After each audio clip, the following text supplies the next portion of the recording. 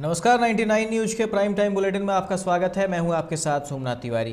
धनबाद के रानीबांध तालाब में रविवार को एक नवजात कन्या भ्रूण मिला है, जिसकी सूचना पाकर मौके पर आसपास के लोग जुट गए। इस दौरान लोग बच्ची को जन्म देने वाली मां को कोसते नजर आए और ऐसी घटनाओं को समाज के लिए अभिशाप बताया जाता है कि तालाब में मछली मारने के दौरान लोगों की नज़र भ्रूण पर पड़ी। इसके बाद खबर जंगल में आग की तरह फैल गई। आसपास के गणमान्य भी पहुंचे और पुलिस को सूचना दी गई।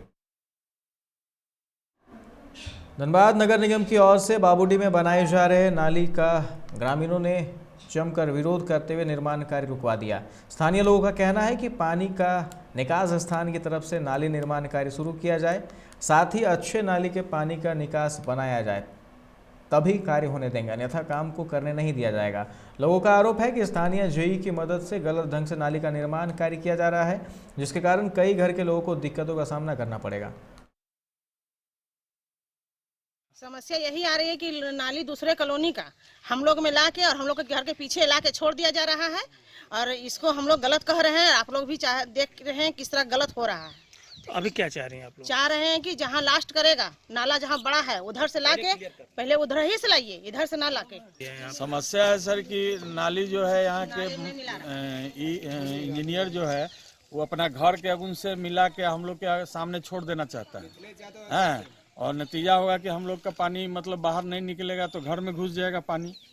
उनको कहा जा रहा है कि आप पहले जहाँ पानी निकालिएगा वहाँ से शुरू कीजिए। हैं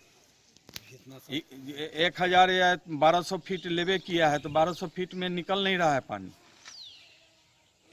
और खाली अपना घर के सामने से निकाल के इधर छोड़ देना चाहते हैं। यही कौन है? क्या नाम है उनका? गौतम दास। किस मत से निर्माण हो रहा है? कुछ ये नगर निगम से हो रहा है सर। तो अभी आप लोग क्या चाह रहे हैं? हम लोग चाह रहे हैं कि आप जहाँ भी पानी निकालिएगा जहाँ से उधर उस पॉइंट से शुरू कीजिए और उधर से लाइए और नहीं तो छोड़ दीजिए। शनिवार को दहीबाड़ी परियोजना में झामुमो और मासस कार्यकर्ताओं के बीच हुई झड़प के बाद दोनों ही ओर से पंचायत ओपी में प्राथमिकता दर्ज कराई गई है।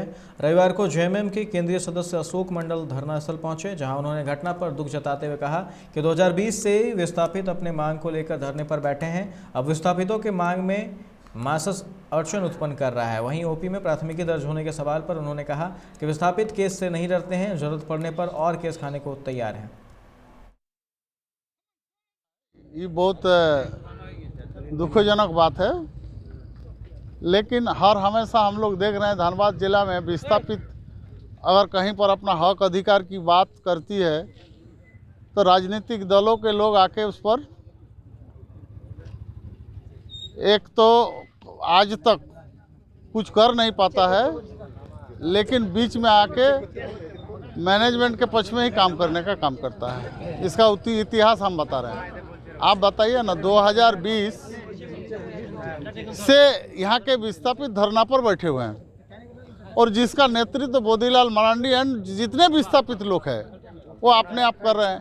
तो जहाँ खुद विस्थापित अपना हक अधिकार का लड़ाई की बात करती है। राज्य सरकार से पेट्रोल डीजल पर वैट कम करने की मांग को लेकर पेट्रोलियम डीलर्स एसोसिएशन के एक प्रतिनिधिमंडल ने हाल ही में राज्य के वित्त मंत्री रामेश्वर उरांव को ज्ञापन सौंपा था। साथ ही कहा कि जल्द ही सरकार अगर वैट नहीं घटाती है तो 21 दिसंबर को राज्य भर के पेट्रोल पंप बंद रहेंगे।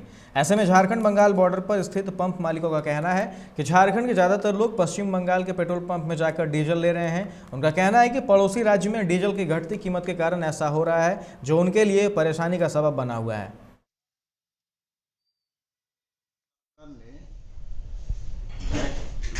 ने ये तो एक्साइज ड्यूटी घटाया। एक्साइज ड्यूटी घटाने से थोड़ा सा असर पड़ा है, लेकिन जितना पड़ना चाहिए था, झारखंड सरकार जितना वैट रखा है उससे हम लोग का बंगाल का वैट बहुत कम है। इसलिए हम लोग को जितना झारखंड का सेल सब बंगाल में जा रहा है।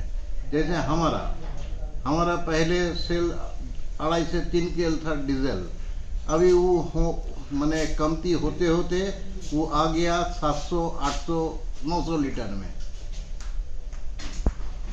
कितना असर पड़ा है? मतलब उसका आप लोग का मांग क्या है अभी? हम लोग का मांग है सिर्फ घटा दे। जिस लड़की के अपहरण मामले में एक ही परिवार के 3 लोग 9 महीना जेल में रहे, 2 की नौकरी चली गई, नौकरी जाने के सदमे में एक की मौत हो गई, वह लड़की 18 साल बाद घर वापस लौटी है। लड़की के घर वापस लौटने से पूरा मोहल्ला अचंभित है। लोधना ओपी क्षेत्र के बंगाली दास की पुत्री आरती कुमारी 23 सितंबर 2003 को गायब हुई थी, जबकि लड़की उस समय बालिग थी।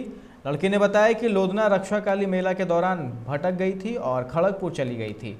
18 साल बाद घर वापस लौटी आरती कुमारी और इसके परिजन फिलहाल ज़्यादा कुछ तो नहीं बोल रहे हैं, लेकिन जिस परिवार के लोगों पर अपहरण का आरोप था वह पूरे प्रशासन से न्याय की गुहार लगाने की बात कह रहे हैं।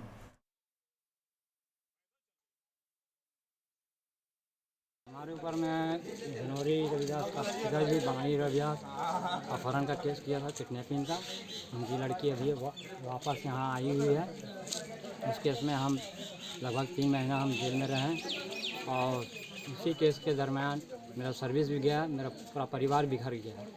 इसके हम जब सम्मान किए कानून का, कानून भी हमें सम्मान देने का प्रयास करे। लड़की आई हुई है, बरामद करे, इनको यहाँ से ले जाए और इनसे पूछताछ करे और हमारा जो मुआवजा होता है वो मुआवजा देने का काम करे। इसमें बंगाली दास जो उनके बेटी आरती कुमारी 2003 का केस है ये। इसमें हमारे घर में 3 लोगों का नाम दिया गया था। उसमें आपका पापा रमेश्वर मल्ला उर्फ बास्केट निषाद, मनोज निषाद और राजू निषाद, ये तीनों का नाम दिया गया था। इसके वजह से हम लोग काफ़ी प्रॉब्लम हुआ है। मतलब उस वजह से मेरा पापा का 7 महीना जेल रहने से मतलब उनका नौकरी से डिसमिस हो गए हैं। उसके दौरान पापा डेथ कर गए हैं और बस कानून से मेरा यही रिक्वेस्ट है कि जिस हिसाब से वो बंगाली दास का बात सुनकर हम लोग बिलिंग लगाए थे, बस हम लोग भी यही चाह रहे हैं कि जो भी सच है वो कानून अपना तरीके से पूरा करे। निरसा थाना क्षेत्र के बेलचढ़ी निवासी 25 वर्षीय सीआरपीएफ का जवान संतोष शर्मा की मृत्यु पश्चिम बंगाल के निजी अस्पताल में इलाज के दौरान रविवार की अहले सुबह हो गई। रविवार की सुबह घर पहुंचते ही मृतक के परिजनों का रो रो कर बुरा हाल है। मामले की जानकारी पाकर प्रधान खंता स्थित सीआरपीएफ के 154 बटालियन के असिस्टेंट कमांडेंट संजय चौहान के नेतृत्व में सीआरपीएफ के जवान मृतक के घर पहुंच मामले की जानकारी ली। मृतक के अंतिम संस्कार के लिए तत्काल 50,000 रुपया भी दिया गया। वहीं मृतक की पत्नी 4 माह की गर्भवती सीमा कुमारी बार बार बेहोश हो रही है। आस पड़ोस वाले उसे संभालने में लगे हुए हैं।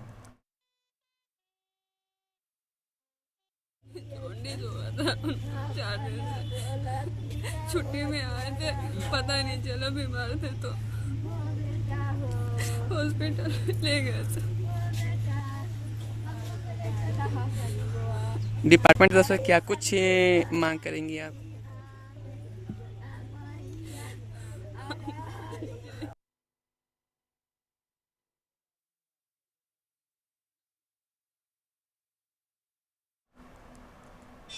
बढ़ती ठंड के मद्देनजर बागमारा के हरियाणा में जेएमएम विधायक मथुरा महतो ने जरूरतमंदों के बीच वस्त्र का वितरण किया। इस दौरान जेएमएम महिला मोर्चा प्रेमा पांडे, जेएमएम प्रखंड सचिव मोना महतो समेत पार्टी के कई नेतागण मौजूद रहे। मथुरा महतो ने कहा कि सरकार आपके द्वार शिविर कार्यक्रम को लेकर लोगों को जागरूक कर रही है।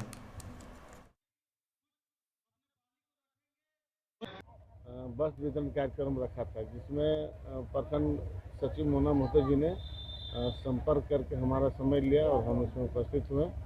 और ये एक सामाजिक दृष्टिकोण से बहुत अच्छा कार्यक्रम है। और अभी दबे कुचले गरीब लोगों को राज्य सरकार हेमंत सोरेन में भी ठंडा के समय कंबल वितरण आदि कर रहा है। और हमारे समाज के तरफ से भी